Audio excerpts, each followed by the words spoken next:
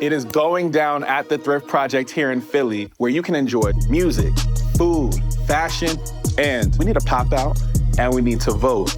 There's a million ways that you can enact change. So why not do it with a little bit of fun? November 5th is going to be here sooner than you know it. It is important that we're using our voices. Make sure that you head to thethriftproject.co and register. Oh yeah, did you know? This is free. Peace.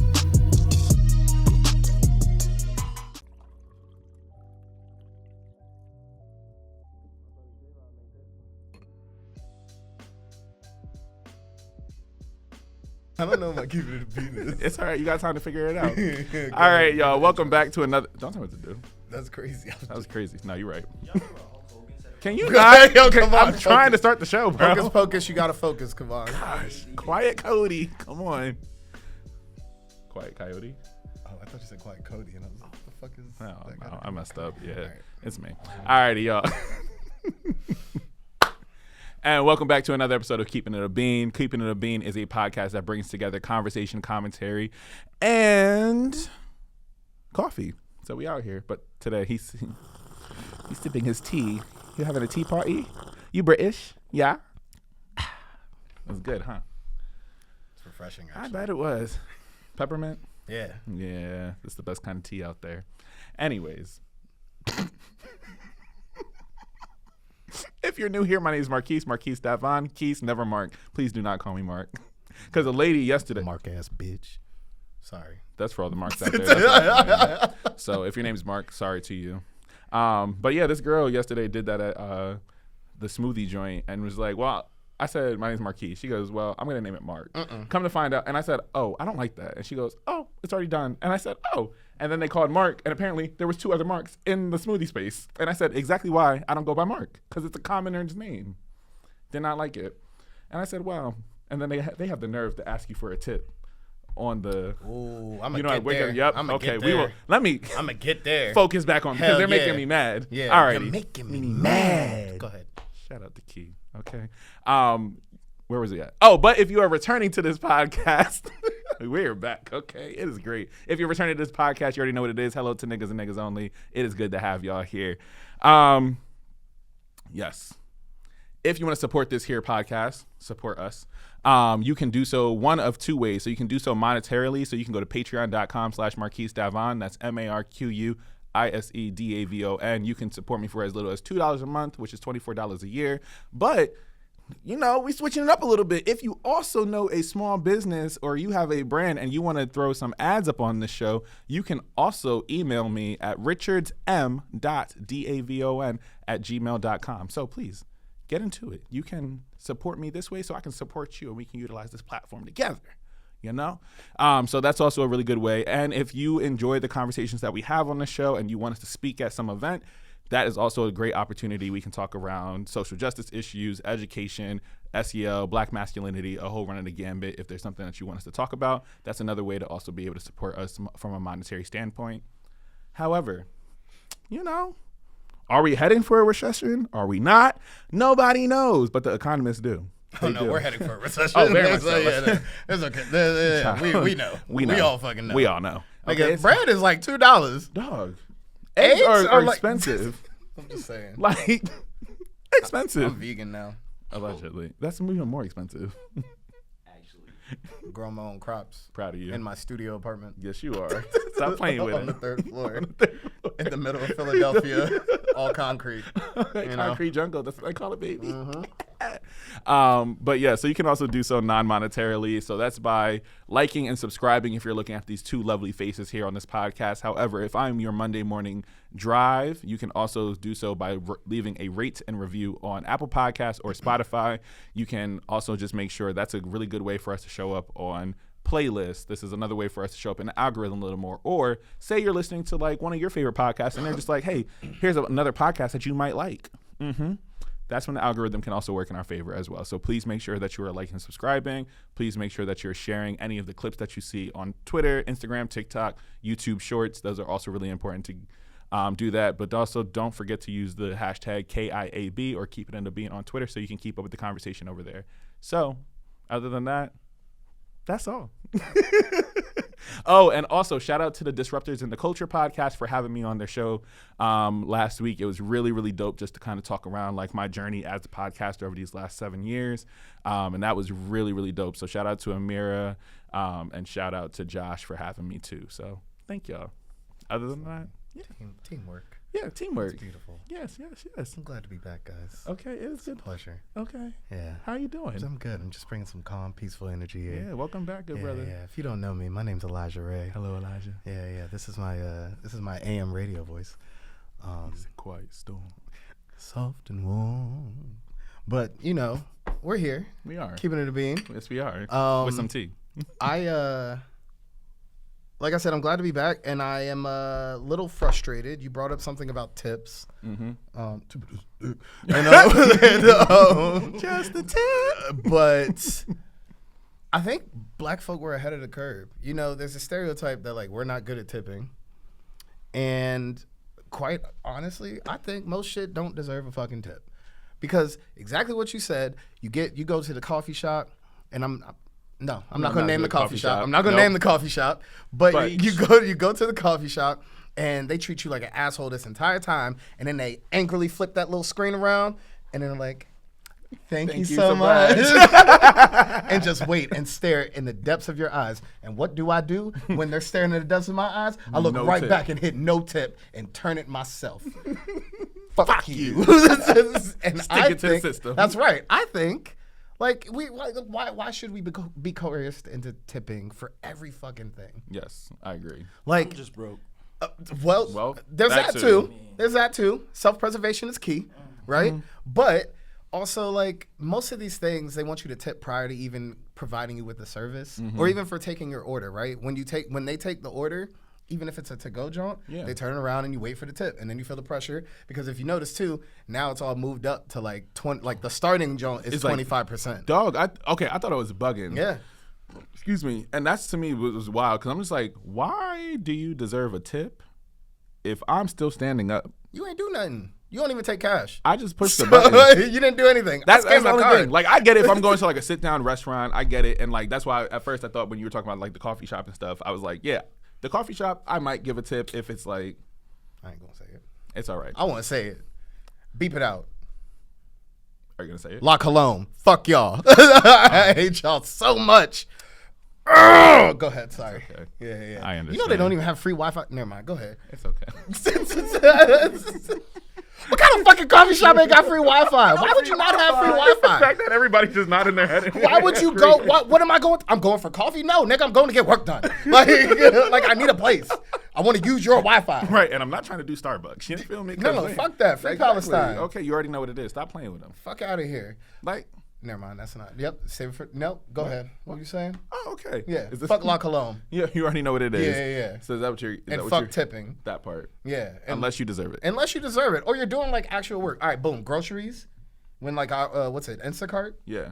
You're carrying all those bags of fucking groceries. Yeah. Which also I think there's also like to me I think it's like if there's regular tipping, like you're like, okay, you served me, you came back, you asked my there was a real there's a real service provided. happen. I'm more talking around like all you did was typed in my order. You want a tip for that? And you were an asshole the entire time. Facts. And it's not like they're also getting tipped. They're not getting paid like, well, no, they're also not getting paid well. But it's not like service workers who are getting paid like $2 and have to rely on tips, right? Like that's a very different thing too. That just, anyways. So yeah, so it's all fucked, and fuck tipping unless you deserve it. Also, Instacart, if you see that you got a man looking for your groceries, I'm sorry, this is the one time sexism might be right. Cancel that fucking order. A man has ruined my Instacart orders. I every ordered single jerk time. season, and this nigga brought me fucking pesto. I get it, they're both green. No, nigga, read. Sorry. Okay. What would you like to keep it a beat about? It's crazy. He just opened this up. This is my calm voice. I'm chilling. Right? He is angry. It's not my fault. Y'all got me riled up. That's why I'm drinking some chill tea. He want to bring all the black tea. That's got caffeine in it. Okay, I don't know why you're saying You set me up for failure. I said the black tea. Like, you heard me at the beginning of the podcast. You want to repeat it? No. The people want to hear. What do they want to hear? What did you say? How much I love black people. Very interesting on how we got here. Yeah, go ahead. What are you keeping it a beat about? Do you like your coffee black? Go ahead, my man. Go ahead. It's all good. We here now. yeah. Nah, if I'm gonna keep it a bean, honestly, y'all need to stop letting white people in our business every single time. It's really making me mad. So now we're back. Yes, we are. Full circle Sorry, full moment. circle. However, it was, who was it? It was DJ Vlad versus Marlon Wayans. That white boy Ian and Tyler brought him up, so that was brought into the conversation.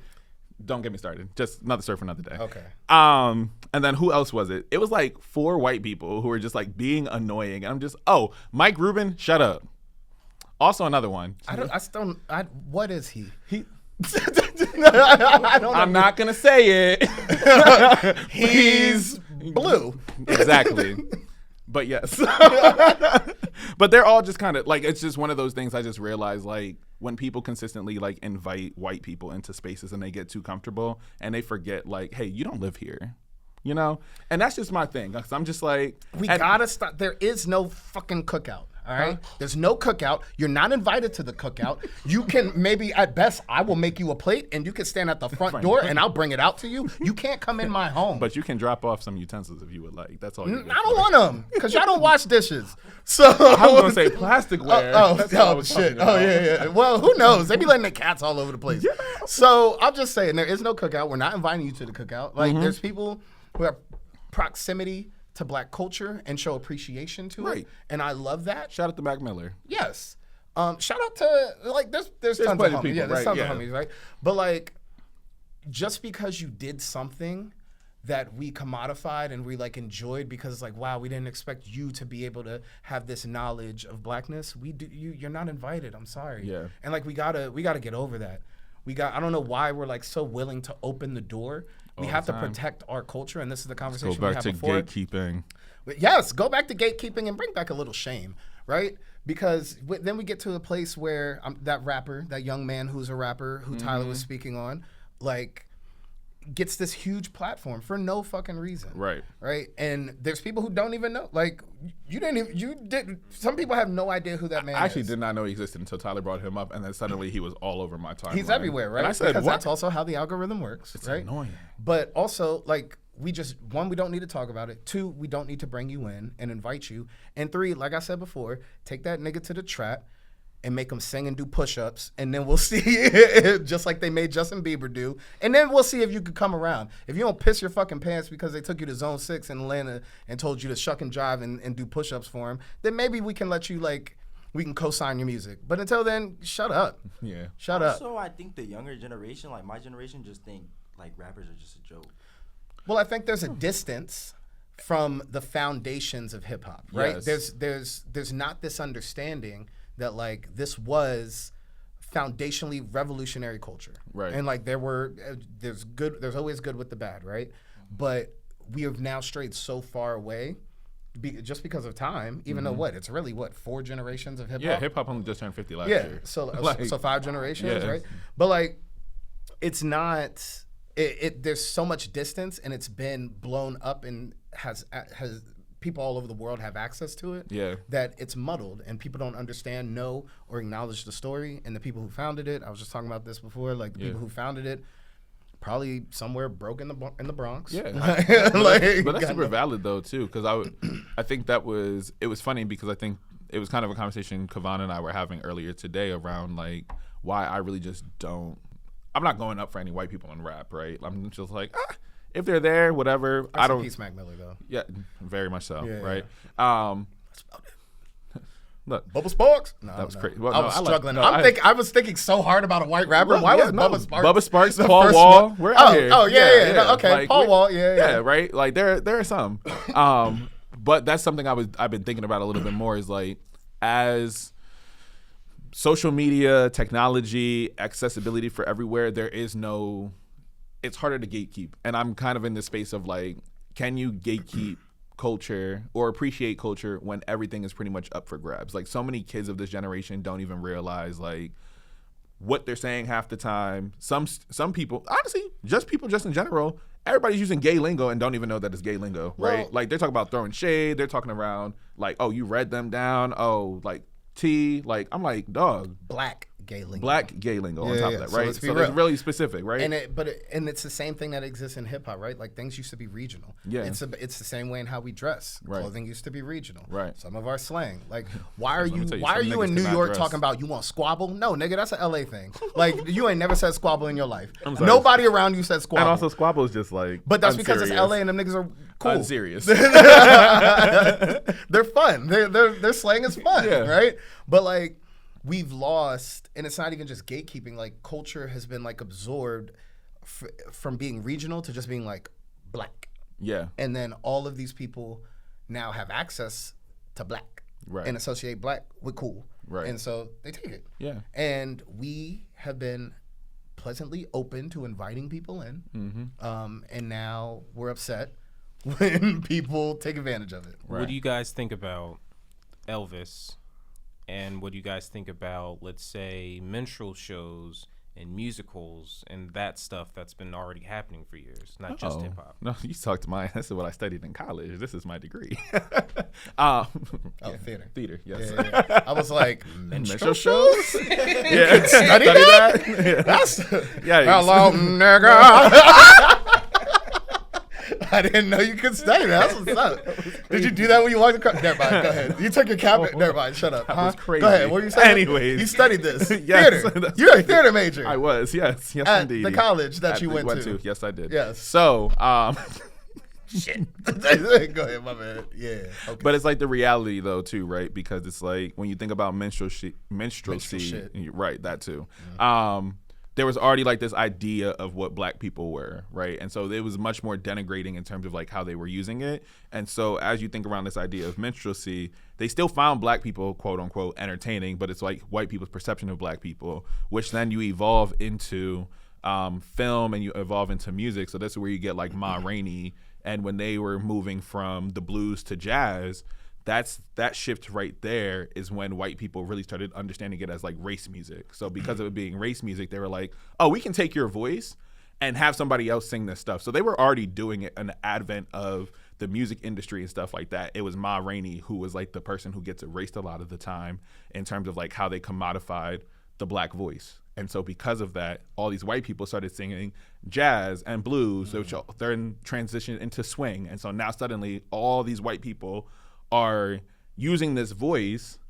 Nobody knows who the original singer is, but the white boys are able to now just kind of make it, they whiteify it, they commodify it, and then now it's spreading to the masses. So they're associating this thing that it was very specific, very regional, very much so to the core of black folks, but now it's evolved into, oh, now radio's here. Now we can pull this out to the masses. And now who are we associating with this voice? They don't associate with the original singer, which is why like so many singers were like, I don't want to go on radio. I don't want to do this back in the day, especially black singers, because they're like, that's not my voice. That's the culmination of the Chitlin circuit. And we're like Boom. doing just these black spaces. Exactly. And so like when you think around like that advent, Elvis was simply just emulating the people that he believed are like, oh, this is the coolest thing we can do. Oh, this is really dope, blah, blah, blah, blah. Elvis just went on and just emulated. He was imitating what black people were already doing, and white people were just like, oh, well, at least it's safe. And, you know, some white people were just like, all that hip moving and that gyrating, we ain't doing that either, right? Like that time too. But in reality, they thought this was cool. They thought it was hip. But he's stealing from black people. But the difference was now, because the exact same thing is happening, Just with but a now digital. we can trace it. Like Right. now I know exactly where it's coming from. Right. Even in that interview, it was like he's rapping like Future and the Migos. And like I wouldn't even say them. I guess, you know, we can also trace like sounds, specific sounds that come from like generational artists. So like every Atlanta rapper now is emulating Future. Mm-hmm. But like we can trace kind of essentially the genealogy of like this sound and this Sound, culture, and like now people can't get away with it, right? But even so, we're still in this space where like uniform acceptance because of the proximity to blackness, right? We see and we imagine it as appreciation when like in reality it's a fucking mockery, right? Yeah. Like that guy we were talking earlier, the album cover is literally like he just came home from prep school. Mm-hmm. He looks like his hand and everything. he looks like how, and y'all, because niggas be bullshitting like they wasn't wearing them. He looks like we all look like in 2010, 2011, wearing Sperry topsiders and salmon shorts? and salmon shorts and tucking our polo into the shirt. We all did it. I don't care if you went to a PWI or if you went to an HBCU. Well, y'all lying. You niggas wearing a club in polos. I'm Like, saying you was like- wearing Sperry's, and it's okay. But that's exactly how he's dressing, right? Which is hilarious. And then emulating like this deep Atlanta sound, Mm-hmm. and then we're agitated, but we open the door for it, right? I blame T.I. for inviting Iggy Azalea Damn. in. Damn. It's T.I.'s fault. Damn. If he didn't co-sign her, we would have a problem. If they didn't I have no argument. I literally zero rebuttal. I'm just saying. I don't have anything to say about that. Yeah, it's T.I.'s fault. And Russell Simmons. Fuck it, let's throw him in there too. I don't know. Honestly, who co-signed Justin Bieber too? So Usher. yes. Damn. And then we got to go back to Justin Timberlake. Who co-signed Justin Timberlake? I don't remember, but he was just doing like he was wearing. You remember he Pharrell. was wearing like the braids and everything. You don't remember that? No. Oh my gosh! This is when Britney Spears was like, he's trying to act black and stop trying to do that. Okay. DC, beat your feet. I forget that. Oh, I don't forget that. Fuck that. Don't disrespect my area. you know. That's crazy. What the fuck wrong with you?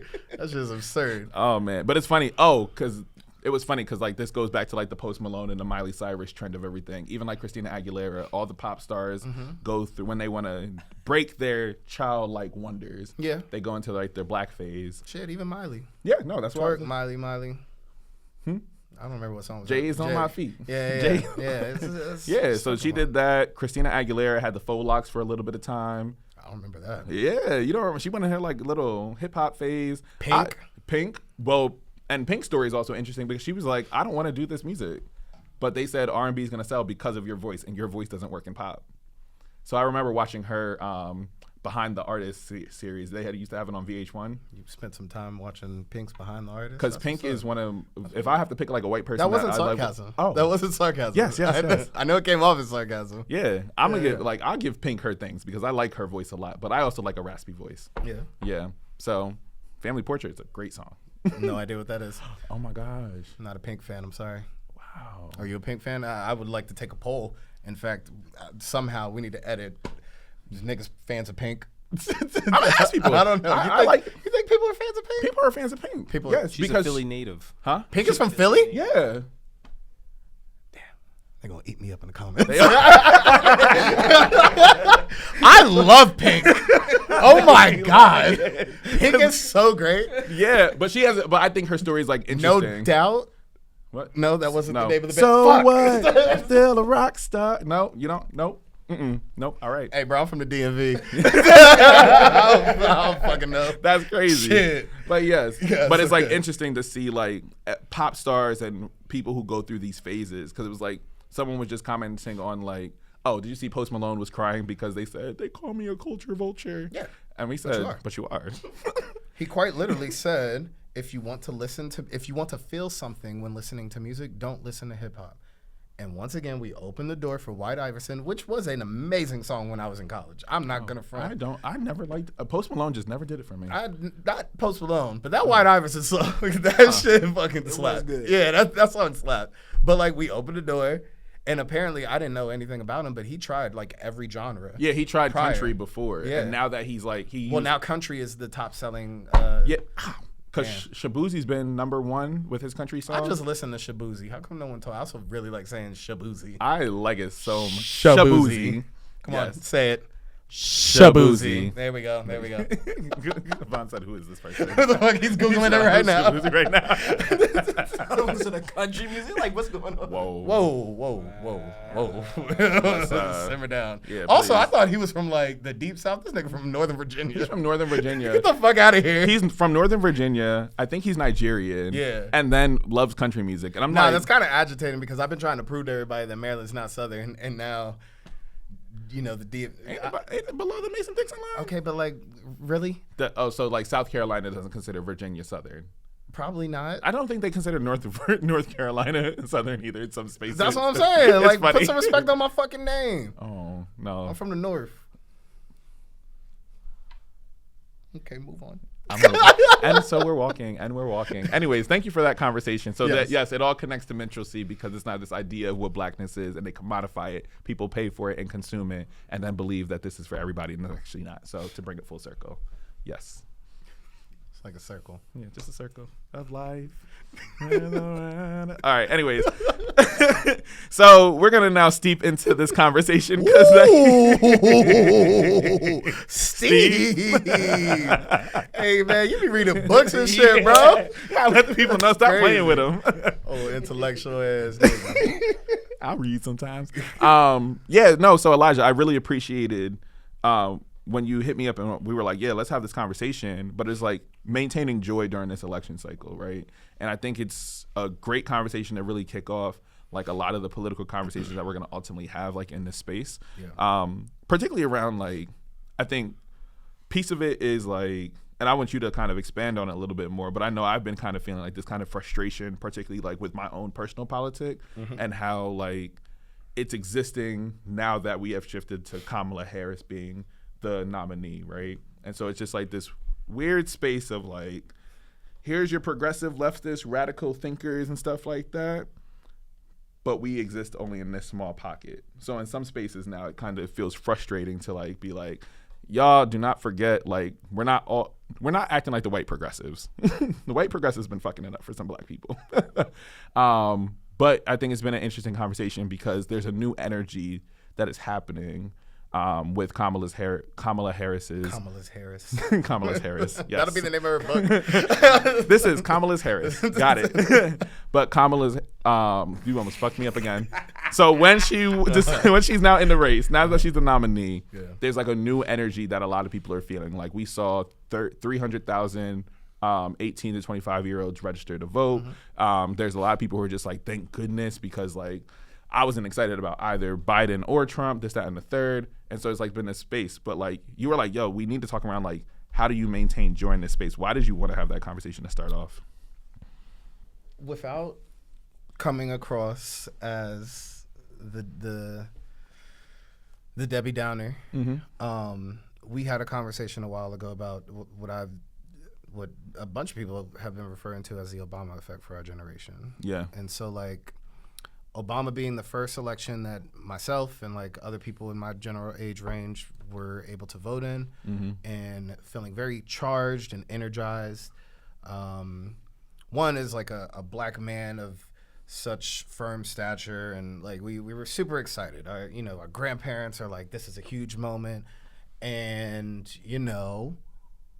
Guantanamo Bay still popping, the Syria getting bombed left and right. We everything that was said, we learned that it was a farce, and then we started to understand. For many of us, I think, started to recognize politic versus identity. Yeah, and I'm seeing that same energy now. Yes, which for me gets agitating because I want people to feel energized. I want people to find their voice, find their own personal understanding in their lane, but I also want to protect people from becoming so jaded in the same way that I have been and still am, right? I also think that we live in a space where we're consuming so much content around all of the things that are happening, and we get drained so much quicker. I think about our elders, right, who have been our, like, even up until now, at the ripe age of 30, because that's how old I am. Hey, chill, I ain't even say the real age. That's crazy. You said, damn, I ain't even say the real age. Zoom in on them grays. Yo, Life chill, has worn on him. But as I think about our elders, it's okay, friend. It's okay.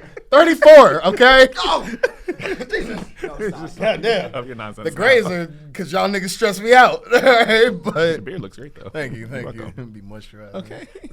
Smell like lemongrass too. Proud of you, ladies. All right, let me get back. Really back. But as we think about our elders, right, who really have been in the same fight for, I'd say, at least three generations, right? They have not passed the torch, right? And they have been committed to this and not committed to like their own health Right. and their own joy. They also haven't had the capacity to really even understand or take a moment for their mental health, right? And when you have conversations with your elders, they are ecstatic to be able to speak to a young person who just wants to hear their story, Yeah. and who they can just pass the stories and the insight to, Right. because they're exhausted, they're drained, right? And we're looking at them, and we're looking at, like, especially now, looking at people, all of our elders pass and wither away, and I just want to make sure that in this moment, because the way that we consume all of this content is probably double, triple the amount of information they were receiving. Oh, absolutely. So, like, I want to make sure that we take a moment to stop and just, like, reset and not feel guilty, because I'm also learning for myself that it's okay to rest, or it's okay to, like, do both things. Shut up. It's okay to find I wonder where he duality, heard right? that from. All right, yeah, You right. getting knocked out on the podcast. That's crazy. Out here, nigga. But it's okay, as a person who constantly lives in duality, it's okay to, like, be all the things, right? I can still be vocal about my beliefs, and I can also tell everybody to shut the fuck up, leave me alone. I'm gonna go outside, go for a walk. I'm gonna go stare at that beautiful rainbow a couple days ago. I'm gonna stare at the super crypt moon from from last night, right? I can do all of these things to recharge, Right. and also pour into my community and, like, find that joy, find that love, because that's what sustains you to do all of this work. Right. And so, like, the ways in which we're going about that, right? And still, like, finding space for both. Yeah. Because sometimes it gets hard, right? You get attacked. I also think, like, every moment on social media is like, you're not active and engaged. Right. You're not active and engaged. So it's chronic virtue signaling without no work. Well, because done. nobody really cares. Yeah. Like, Duval, like, people do not care. People just care for the moment. Duval says what y'all fake caring about right now. Yeah. Because, like, it'd be the same thing when you walk around West Philly and they got the Ukraine joint in their lawn, and next thing you know, they're like, got an Israeli flag, and then Yeah. they're like, oops, now I want a Palestinian flag, and now, Yep. you know, like, we get so caught up in what everyone is telling us to think, Yeah. because we don't take a moment to rest, reset, and make a decision for ourselves, Right. and really determine what is our politic, what do I believe in, what do I stand by, Right. and, like, how can I do both of those? How can I do that and still just show myself some love? Oh, I like that. There's a couple ideas you're playing with right here too, right? Play with these. Niggas, I swear Sorry. to God, he can't help himself. But I think there's a lot of ideas, and I want to, like, start from where you ended for real, because it's like, it was funny. I was like, I took somebody through an exercise and was like, well, what do you value, right? And for them, it was hard to articulate, what do you value? And so, What do you value? so for example, like, I value education for everybody. There should be access to education for everybody, right? And now break that down even further. Why do you think I value education for everybody? Because I also believe, like, everybody should have access to learning, but I also, at my core, I'm somebody who wants to give a lot of the time. I think everybody should have a chance. And so I'm kind of a little bit more, when I name, like, my values, I'm just like, yeah, I love discipline. I love rigor. I love intellectualism. I love humor. I love all family, right? But I understand, like, in education, I learned to be smart. I learned discipline. I learned to be adventurous. I learned to be curious. These are all things that I value, that I understood shaped who I was. And so all of these go back down to, like, what I believe to be true about who I am as a person. But also, when you think around, like, what are your values?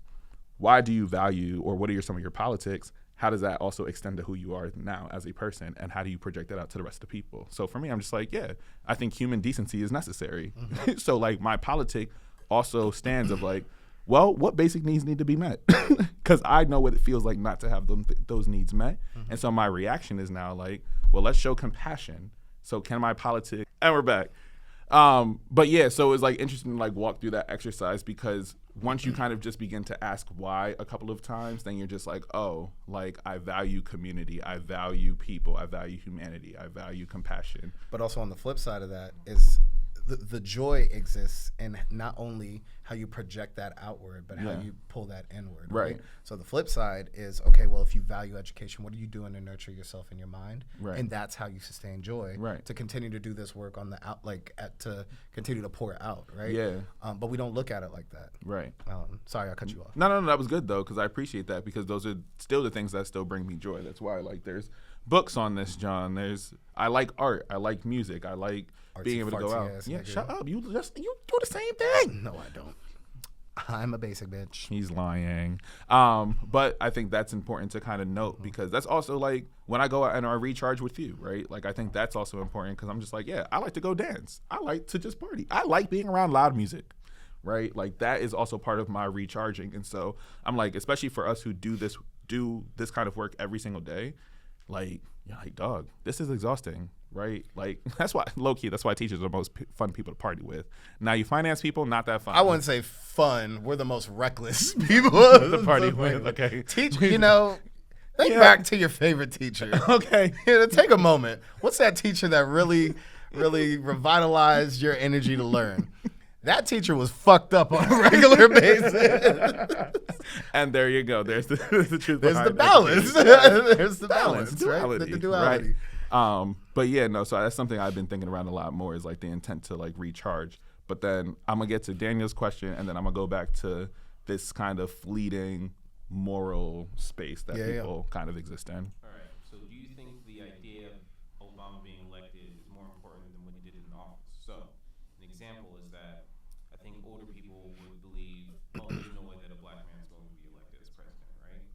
Now that he's been elected, people are like not so kind of like, oh, Kamala can't be elected now because, Obama's been elected. So now they have, at least, even with, younger generations are like, why wouldn't Kamala be able to be elected? So do you think that's more important than, just what he did in office? Well, why is it separate though? That's the thing, right? Like, I think we also get in a space where there's never, for some reason, we always think in these absolutes and like there's no gray area, right? It was extremely important, and he sucked just like every other president. like he didn't do much, right? Mm-hmm. And there were things that were done great, right? Like I think we always think in these absolutes, and like, yes, the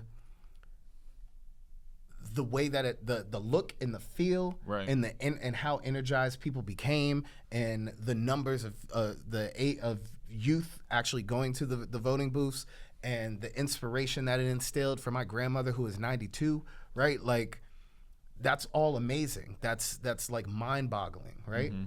And like, I can still be critical of his presidency. And I think that's the hard part right now that we're kind of existing in, because there are like these extremes that I think we've been living in since his presidency, particularly because it's just like some of the black community for us, we're just like, this is representation. That's the most important thing to so many people.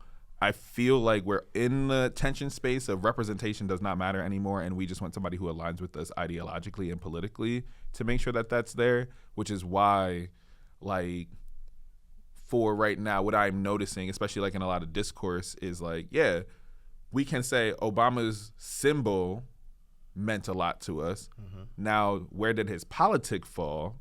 That's different, right? And so I think that's something that people have to kind of like navigate, but we're unable to like allow these things to coexist at one time. Because if I critique his politic, now I'm critiquing him, and now other people who feel like he's an extension of who they are, because this is your black excellence crowd, that are feeling like a very certain type of way, who are just like, well, no, he made it to the highest spot. He's the most excellent. He went to Harvard. He has this. He has a nuclear family.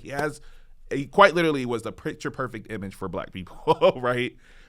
But when you sit there and you're just like, if you look at the realities of a presidency, any U.S. president is going to be a war criminal. Mm-hmm. We're an imperialist state, right? Like, that's a reality. And so it's like weird for people to kind of conceptualize like, nah, you're doing all this fuck shit on the side. And I understand what this meant at this time, which I think is good before I get to Kamala. And this will lead directly into Kamala, but like, because then the critique, especially when it's coming from outside the House, especially when it's coming from a non-black person, is like, well, you're attacking him because he's black, right? And like, So now we're defending the race more Yeah. than we're defending or like being able to critique the policy. and like that's dangerous, right? Yeah. Because we struggle with like saying yes and right. The shit is improv, like Right. like No, truly. you know. He thought he was a theater major. Sorry. But and it's kind of in the same space, right? And I will never be able to speak on the fear and the anxiety that comes with being ridiculed as a black woman, right? But what I do know is that oftentimes when I am critiquing her, or when I am critiquing Kamala, like it isn't because she's a black woman, right? But because I'm not that. That's the assumptions being made because Right. people just want to be on the right side. Every People single just time. want to be on the right side of history. That's all. Which is where that moral kind of shift continues to happen because it's just like, what is right in the moment, right? Because my biggest, it's funny, like a lot of my frustration began to happen once her presidency was announced. It was no longer couth to critique the U.S. relations to Palestine, right? And so now we're seeing like it's a consistent moving, and so now it became like, oh, all the black progressives are suddenly like attacking, and you're worried about this when you should be worried about what's at home. And I said, but we were doing two things at once. I thought we could juggle multiple things. Yeah, like we are dealing with police violence. Like Sonia Massey was just killed, right? And so we're understanding and marching for that. And there are people on the ground in her community that are also marching for that, while simultaneously saying, they just bombed another school, right? Like we should all just be saying like all of this is collectively bad, but people are unable to like hold multiple of those truths because if we elevate one thing, then that means we have to take away from the other, and we are now taking focus away from this vote. And I've told people multiple times, I said, I'm still voting for Kamala because I said Trump, we have proof of concept with him. Yeah. I don't want that man in presidency. But again, it's absolutes, right? So when Yeah. you do critique, then the assumption is, oh, well, you support Trump, right? And like, I get it. I walk around and make lots of jokes, and I say usually there's no filter from here to here. So I usually say exactly what's on my mind. So like people make assumptions because they're like, I don't know where you stand. Right. Like, but I'm having a real conversation, and I would love to know what people think and like share perspective, but then it's like an immediate attack because there's critique. And like, if we should be critical of anybody, it should be the fucking president. And my thing is, I'm just like, no tea, no shade. Y'all stay quoting Baldwin. If because I love America, I have a right to critique her, but y'all never want to do it, right? All. And like, quite literally, the person who's there is right there, right? And so it's like interesting because I think I also found myself frustrated on like all this, all of our black icons who were leftist and radical and progressive that y'all like to quote. But I don't think y'all would have rode with him if I think about it regularly. I'm like, I don't know if niggas would have been with Fred Hampton. I don't know if some of them would have been with Martin Luther King. And maybe some of them would be like, well, at least he's decent. They would not have been with Malcolm X, right? And so it's like the reality, I'm like, if these people, and that's something like I like to do as an exercise of like, if some of these people existed today, how many of us would actually fall in line? And is it also feeling different because now it feels like there's more of a decentralized movement than there is like one focused person as well. Yeah, and so now there isn't a person that people are looking at as like, this is the person who has the moral high ground for not even all a centralized purposes. leader. There's not a centralized space or think tank for people to actually have real discussion. And Right. so we all live in our silos, in our own pockets, all like from all different perspectives, because there's nowhere that exists. Like even, and, you know, I'm critical of the church too, but even the church was that space, right? For our parents, long time. for our grandparents, like that was the space. There's nowhere that all of the leaders, all of the thought leaders commune to have discourse. Yeah. And we don't know what it looks like now because now it's just like, well, you're a hater. Yeah. Right? And then like, you love Big Relly or Mayor Bowser. Eric Adams. Shit, the list fucking continues. Goes on. Yeah. And so I think it's like we're like in this weird space right now of like, we are back to a space of kind of comfortability and we feel safe again. And it's interesting because I'm like, It's feeding you little pellets. Yeah. So it's like the slow drip and the slow violence of capitalism, right? Like that's what it is. We experience this quiet violence every day, but it's not so blatant. that it wouldn't go there, which is, to me, it was funny because Mark Lamont Hill had made a comment. And, sometimes you got to be critical of your faves. But he had talked around, like, if Trump were to be in presidency again, you would then have more people, the conditions will then be met for more of a radical thing to happen, which I'm like, that's what he was explaining. And I was like, yeah, if you look at 2020, all the conditions were met. I said, it's a pandemic. People are home. People have time to think. You're seeing violence happen. It's undeniable. And you're in a government right now who does not care about you. Like, you had Trump as president during that time. And so, like, all the conditions are met for a revolution to begin. Until the money was sprinkled. Then boom. And so it's like interesting to kind of boom, right? And so, like, let's calm them down, right?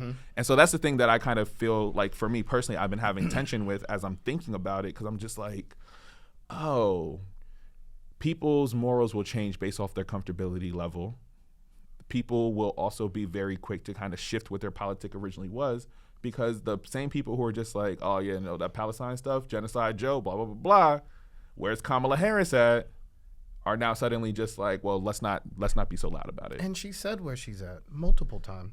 And but the thing is, and Kamala Harris during those times actually was the deciding vote on some of these big policies, 100%. right? Like pushing for like pro choice and all that good stuff, right? Like she's big on that stuff. Now I don't know about her border stuff. I haven't heard. I ain't on that side. However, there are some things where I'm just like, yeah, the funding for HBCUs, the funding to ensure like teachers are being met, the funding for whatchamacallit, I'm bugging right now. Anyways, you get the point. So I'm just like, there are things that she has done, but people just don't know because she's the deciding vote on so many of these bills that are being passed. But there's that moral awareness that's when you need the joy, right? Right. It's the people who, live blindly, movement to movement, depending on what however the algorithm shifts their opinion, that find joy in like the ignorance, and that's dope, right? That's beautiful for you, and I wish you all the best. But it's like having that awareness, having that yes and mentality. That's difficult, and that's when you need the joy the most, right? Because then you get agitated. Then you can't have discussions. Or maybe you thought you had a community here, and now you no longer have a community because they just don't have that same level of awareness or insight, right? And their politics is actually a lot more different than they let on to be, right? Yeah, like I think everybody in this moment, like you said, is trying to perform being morally pure. But in reality, none of us are, right? Like, no, I think we all need to like. We all have iPhones, like there's and you see what's going on in the Congo. Yeah, right? like there's no, we can't continue to virtue signal. Yes, we admit that I'm wrong in so many ways, right? Right. Same. And we teach each other, right? Right. And in that teaching, there also needs to be space for us to pour into each other and provide joy, provide an opportunity to learn, but also provide an opportunity to like cultivate a smile and which means that the genuine community has to exist. That's a valid point. So, okay. Yeah. And that doesn't exist unless you can be critically aware of yourself and have those conversations with people. Yeah. That's a valid point. And so how do you generate that real community? Is that where the joy comes from when you're in these spaces? Are we back full circle of like not having a place to commune with all these thought leaders? Like is that the issue? Or is it just that like I don't know. I think it's all happening in silos, right? Like I got invited to a Black progressive think tank that meets on like Mondays from my boy Lorenzo, right? And he was just like, yeah, like this is where we just go chop it up, discuss ideas, see what's going on with policy right now, all of this good stuff. And so they exist. I just don't know how much they're broadcasted as well, right? And so I think that's been the space that people have been like trying to find. And I think we see it, and it's funny because I think we see it actually through the advent of more content creators. And so people are going to the spaces that they feel safe and they agree with, and not in the space of like, nah, we probably share the same politic, but our means to getting there may look different. And I think I should be pushed. I should also have people in my community that don't think the exact same way. Like that's a problem, right? I have, I got finance bro homies. Yeah, I got same. You have to, but like that's every finance bro needs an education bro. And then you need the creative artsy fartsy nigga. Like you need all of that, right? I say all the time that like I had very like troublesome ideals around the LGBTQ community.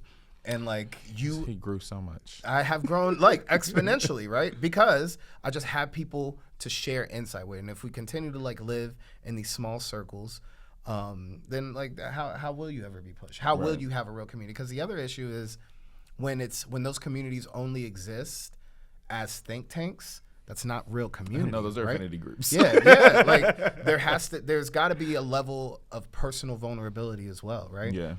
We don't just sit together and talk about how to change the education system. Otherwise, nigga, you're my coworker at that point, right? That's not what it is, right?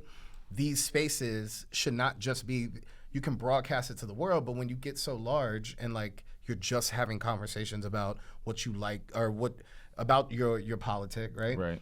Then it's difficult for you to actually have somebody to build real community with. Yeah, and then it just feels, then you're more drained because it's more work and there's no more joy, right? That was a lot. That was dark. I'm sorry, but this is. It's like that tension that it's like we are existing Well, right now. yeah. It's like understanding that there is gray and it is not always black and white is the most troubled part of doing this work, right? And we have to accept that. My good homie Austin, in one of the lowest moments of my life recently, was like, Elijah, you be on Instagram all happy and like be sharing all these lovely words. He be affirming everybody. Affirming everybody. He was like, nigga, you need to thrive in your darkness. Like you need to take that, right? And then from there, you can find the people who are willing to now pour in some joy or willing to help lead you to the joy, right? And so that's what it is. Like I've had conversations with my parents all the time. Just this past weekend, they were like, Elijah, you voting for Kamala? And I was like, Walls is cool. I mean, I don't fucking know. I like his goofy ass. No, I like him a lot. But I like him a lot because I like white people. And we edited that out. Look, I keep saying it. I gotta. It's not gonna get edited out. I'm gonna be honest. He's exposed his truth. There's so many cool white people. Mac Miller. That's like the third time I've said that. You did. He don't know many, but he does know Mac. I know a lot. No, he does. I'm kidding. I know so many. He has many more than I do. I have so many. They're like Pokemon. No. Fuck. Okay, so this was another episode. Shit. So we're going to wrap it up. Any quick questions that we can answer from the B mic? Are y'all good? It just happened so quick. Strong morals and values nowadays, like the ordinary person. You should talk.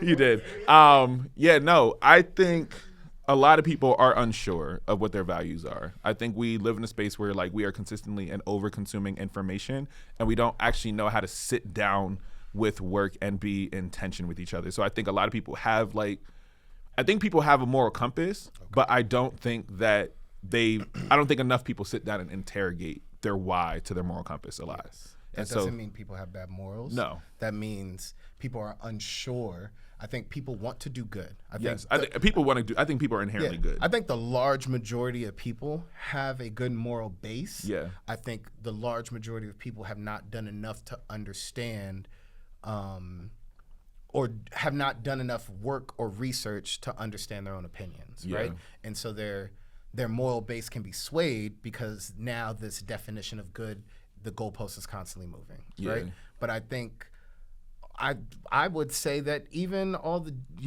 Jan 6 homies, even everybody who was out there. Don't ever shout out them J6ers in your Hey, bro, life. when I found out I played rugby in college, I'm pretty sure my coach was there. That fucked me up. That really fucked me up. Oh my God, that's when I found out one of my favorite teachers was in conservative. And Yo, I said, "Aw." My favorite spot in Reading Terminal, they were out there too. I'm not gonna say it, but I'll say it off camera. That fucked me up. And when I say it off camera, y'all gonna be like, fuck. Because now we can't eat there anymore. Right. But anyways, I believe like people are swayed to do good and then they're convinced that otherwise their definition of good is different. Yes, right? because you're meeting somebody who to them feel even better than who they are too. Yeah. So I think it's also like a confidence piece too, and like in terms of like who you are, because I think we talk about it a lot of the time, but like people wait for me to make a decision and like express like, here's who I'm voting for. Safe. And it's not safe, and right? I get it. No, but that's a reality, right? Which is why I try to be socially responsible to an extent because I'm like, nah, my opinion is my opinion, and you come in here because and like you shouldn't there's something- have to. Yeah, And it's not, and again, it's not my responsibility, but we're also in a space of like a lot of lazy consumers of information. There's a lot of people who don't have the capacity to do some of these things. I agree. And so they look to me and they're just like, all right, well, if Marquise is doing it, then this must feel good, right? And that's only people who like believe in this thing. And I try to I try to tell people like, no, do your research. And if you need help on how to analyze that research, we can sit down and do that, right? Bro, But it's hard like as a content creator because we talked about it with the episode with B and Cody. Like that's a hard space to live in because so many people are just like, I'm overwhelmed. Some people are just like, I'm actually just overwhelmed. Like there's a lot to go into. I talk about it with Joe Rogan. I know people like have their qualms about Joe Rogan. I know people don't fuck with him, but yo, when you produce 3 podcasts a day and each of those podcasts are 3 hours long and you're literally just spending all this time fucking talking to people, all it takes is one clip to change the moral compass. Right. It takes one clip out of context to just now change everyone's opinion. And I guarantee there are people who are like, oh, well, I fuck with Joe Rogan. So, and then he said in his most recent comedy special, and I think there's a different level of social responsibility based on where you stand in like the ecosystem. But like he said, he's like, yo, I fucking made a living telling people to eat cow dicks. Why are you like stop, like, I'm not smart. I just talk to a lot of people. It's funny because that's the same thing with like, you remember when Rihanna was like, I'm not anybody's role model. I'm not trying to be a role model. Like, I don't want that responsibility. And you have it. And then, Right. I mean, and we go back and forth with it. But, yeah. but I also think like you got to put that shit into context, right? Yeah. Joe Rogan got famous from Fear Factor. Yeah. He is a stand-up comedian. Which I found out they never got paid for. You didn't get paid to go on Fear Factor. No, you I didn't, said, what? unless you won. I said, But I done ate. Yeah. all these worms and spiders. Like, nah, you're bugging, bro. Yeah. Sorry. But like, I digress. But I'm saying like, he's a stand-up comedian who, and I'm not like vying for Joe Rogan, but I am saying like there are people who, especially when you have that much content that lives out there, anyone could be swayed. Right. Like people, not us, but like people who listen to you could watch a clip from Joe Rogan and it could support everything you've ever said because there was that one clip of that one moment. Yeah. And then there could be another clip that completely disputes that exact same thing, right? And also like let niggas grow. Let people grow. And also like fucking read, man. Just read, bro. Just fucking read. That's it. Keep it a beat. Read a fucking book. I'm sorry. I'm agitated again. Read a book, bitch. Yeah, read man. Just read. That was dog. my song. Yeah. What was that? You never. No. Read a book. Yo, we outside Barney's and Noble. No, dog. No, you're bugging. No, like, it's not that. No. It was like, it's read a book, ice cream paint job, and Valor Like Salad. You remember that era of music? Yeah, but I didn't know there was a read a book. Oh, dog, I gotta send you that, John. That was read a book. Read a book. Can that be the background music? Oh, well, no, we'd have to get that shit licensed. Yeah. Nah, I'm not making money off this show. It's fine. And also, like, who made the song? Yeah, Are they making money? They were, no, I knew them because they were on 106 in Park. Like, they was up there for a long time. They were peak number 3. Hey, bro, read a book, nigga. Jen is the best rapper alive. Y'all gonna learn Chinese. Okay, so we can anyways, stop the so we podcast. can stop the podcast there. Before I say anything else, No damn it, problem. Jen. All right, so we are out here. Anyway, Jen was great. thank He you was so the much. Freestyle Friday Thank champion. you so much for coming on the show again. Who was Elijah Ray is my Instagram. I didn't even get there yet. Oh, my bad. I'm just trying to get out of here. Let me stop fucking with him. Nah, bro, but seriously, like, thank you for like having this conversation, and to the listeners, like, sit with some of the stuff that we were kind of talking about in this show, episode. I'm a good person, too. I promise. No, he is a really good person. He's actually one of the kindest people I ever met in my life. I just be saying shit. He does. But seriously, like, I appreciated this episode because of there's spaces where the person who's listening to the show right now is able to come away from it and like listen and say like, all right, well, what are your morals? What are my values? Why do I value these things? How often have my morals shifted, right? But then also, how often are you comfortable like living in that gray space? That space of like, oh, I don't have the full answer for this thing. I don't know what this feels like. How comfortable are you being pushed, right? How comfortable are you being told you might be wrong? Right. Right? And I think that's important. So like definitely like take this moment for everybody to like sit down, and I get it, like there's a lot of anxiety around this election because it does feel like the extremes are happening, and it's just like there's either one extreme bad or the extreme good as people are thinking about it, and we're living in these spaces of extreme binaries.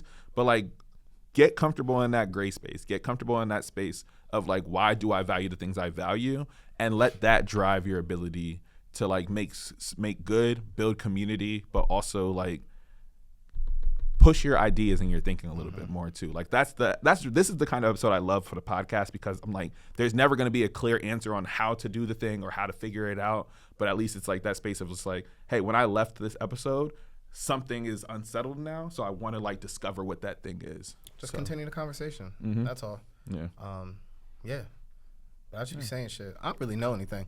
I'm just a regular nigga who be doing regular shit. I don't know shit about fuck. I don't know Anyways, shit about Elijah, shit. where can they Know find fuck you? about shit. Yo, my Instagram is Elijah Ray. Yo, you know the motherfucking Love on Wax page got somebody reported me.